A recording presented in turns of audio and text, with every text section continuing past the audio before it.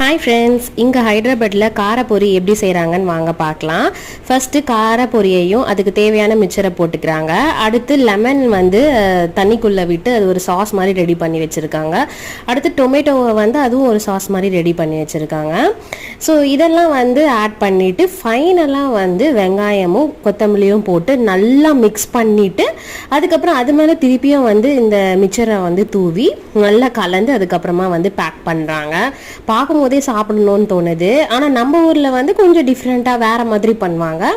இங்கே டோட்டலாகவே வேறு மாதிரி இருந்துச்சு. இங்கே ஹைதராபாத் வந்ததுக்கப்புறமா நான் சில சாப்பிட்ற ஐட்டம்லாம் ரொம்பவே மிஸ் பண்ணுவேன். அதில் முக்கியமான ஒன்று இந்த காரப்பொரினும் சொல்லலாம்.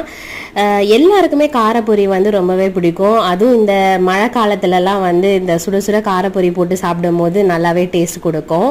இதே மாதிரி ஹைதராபாத் ரிலேட்டட் வீடியோஸை பார்க்கணுன்னா மறக்காமல் சேனலை சப்ஸ்கிரைப் பண்ணிடுங்க.